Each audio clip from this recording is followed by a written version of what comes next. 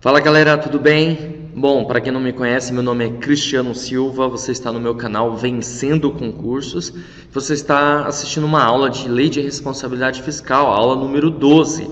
Então, caso você não tenha assistido as aulas anteriores ainda, você pode fazer o seguinte, clica aí no link, tá? Que está abaixo na descrição, nos comentários, da playlist de Lei de Responsabilidade Fiscal, para que você possa assistir todas as aulas voltadas a essa matéria. Bom, e para quem já vem acompanhando aí as minhas aulas, você vai perceber que nessas próximas aulas eu vou fazer um pouquinho diferente. Só vai ser a parte teórica, porque normalmente no final da teoria eu resolvo algumas questões voltadas àquele tema, mas é porque existem alguns temas que não tem tantas questões assim, está ficando muito difícil encontrar essas questões e consequentemente eu estou deixando de gravar, né? Então eu vou fazer o seguinte, eu vou gravar a parte teórica, tudo bem? E aí no final lá do curso ou até mesmo nas próximas aulas eu volto a gravar algumas questõezinhas aí. Mas se por acaso não gravar mais questões juntamente com a aula parte teórica, eu vou deixar para gravar no finalzinho algumas questões aí para vocês, beleza? Aí faço uma aula extra aí só de questões, tudo bem? Bom, nós estamos agora na seção 2, que fala sobre os limites da dívida pública e das operações de crédito. E no artigo 30 diz que no prazo de 90 dias após a publicação desta lei complementar, o presidente da República submeterá ao Senado Federal proposta de limites globais para o montante da dívida consolidada da União, dos Estados e municípios, cumprindo assim o que estabelece no inciso 6 do artigo 52 da Constituição Federal, bem como de limites e condições relativos aos incisos 7, 8 e 9 do mesmo artigo. Então, ou seja, ele vai mandar uma proposta de limites globais, né, do montante da dívida consolidada aí para o Senado Federal, tudo bem? Importante isso. Agora, veja, importante também que você verifique e visualize o que está no artigo 52 da Constituição Federal. Eu vou ler aqui com você e você vai acompanhar. Você baixa aí a Constituição pela internet, né, pelo Google, ou você tem ela em mãos para que você possa, evidentemente, verificar, visualizar juntamente comigo. Por quê? Porque você deve ter percebido que a Lei de Responsabilidade Fiscal, vez ou outra, ela volta lá na Constituição Federal, tá? Que é a base. Olha só o que diz o artigo 52 da Constituição Federal. Compete privativamente ao Senado Federal. Olha só, privativamente ao Senado Federal. Vamos ver o inciso 6. Inciso 6. Fixar por proposta do Presidente da República limites globais para o montante da dívida consolidada da União, dos Estados, do Distrito Federal e dos municípios. Ou seja, então o que o artigo 30 faz na verdade, informar aquilo que já está na Constituição Federal, né? Mas porque precisava, evidentemente, dessa lei para isso, ok? Então, competência privativa do Senado, fixar por proposta do Presidente da República, os limites globais para o montante da dívida consolidada, tanto da União, dos Estados, dos municípios, né? E também do Distrito Federal, certo? Bem como dos limites e condições relativos ao inciso 7, 8 e 9 do mesmo artigo. Vamos ver o que diz o... Bom, olha só o que diz o inciso 7º. Diz assim: dispor sobre limites globais e condições para as operações de crédito externo e interno da União, dos Estados, do Distrito Federal e dos municípios, de suas autarquias e demais entidades controladas pelo Poder Público Federal. Então veja que é interessante que o Senado Federal também compete a ele privativamente, né, dispor sobre os limites globais sobre operações de crédito, tanto externo como interno, ok? De todos os entes federados. 8 diz, dispor sobre limites e condições para concessão de garantia da União em operações de crédito externo e interno. E 9 diz, estabelecer limites globais e condições para o montante da dívida mobiliária dos estados, do Distrito Federal e dos municípios. Ok? Vamos lá, caminhando.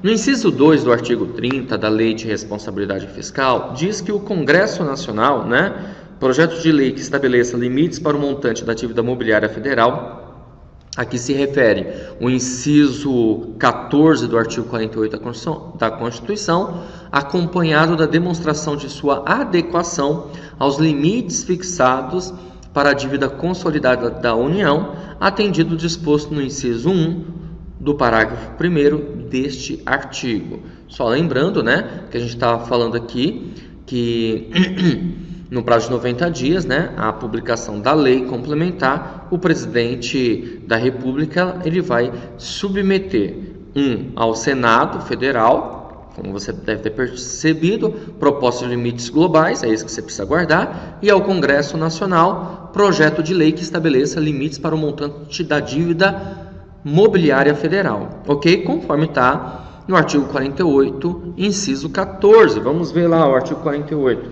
o que ele diz exatamente. Olha só, quero que você acompanhe comigo, tudo bem? Artigo 48, inciso 14, diz assim, pessoal, olha só.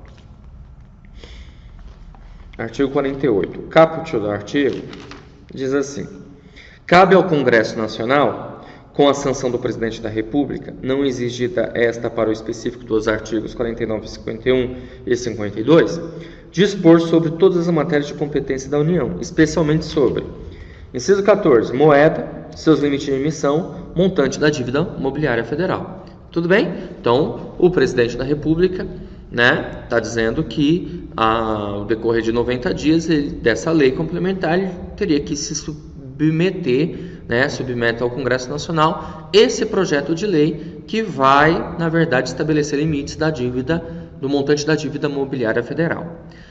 Parágrafo 1º diz assim: as propostas referidas no inciso 1 e 2 e do caput e suas alterações conterão demonstração de que os limites e condições guardam coerência com as normas estabelecidas nesta lei complementar e com os objetivos da política fiscal. Ou seja, coerência tem que ser algo de maneira coesa, ou seja, uma convergência, uma concordância, tudo bem? O inciso 2 diz que as estimativas do impacto da aplicação dos limites a cada uma das 3 esferas de governo. Então, veja, tem que estar também de acordo com isso. Também razões de eventual proposição de limites diferenciados por esfera de governo. E 4, metodologia de apuração dos resultados primário e nominal. Tá bom? Parágrafo 2º diz que as propostas mencionadas no inciso 1 e 2 do caput também poderão ser apresentadas em termos de dívida líquida, evidenciando a forma e a metodologia de sua apuração.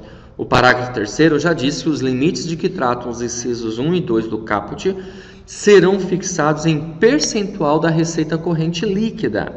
Receita corrente líquida, pessoal, é o somatório de todas as receitas correntes, ok? Então, receita tributária, patrimonial, industrial, serviços, contribuições, outras receitas correntes e assim por diante, para cada esfera de governo e aplicados igualmente a todos os entes da federação que a integrem, constituindo para cada um deles limites máximos.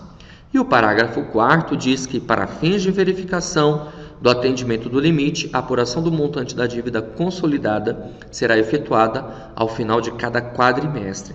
Então, ao final de cada quadrimestre, é preciso fazer uma verificação, uma checagem, ou seja, ter um controle disso. Tudo bem? O parágrafo 5º diz que, no prazo previsto no artigo 5º, o Presidente da República enviará ao Senado Federal ou ao Congresso Nacional, conforme o caso, proposta de manutenção ou alteração dos limites e condições previstos no inciso 1 e 2, ou seja, é possível mudar, é possível alterar, tá bom? Então ele manda aí uma proposta tanto de manutenção ou de alteração.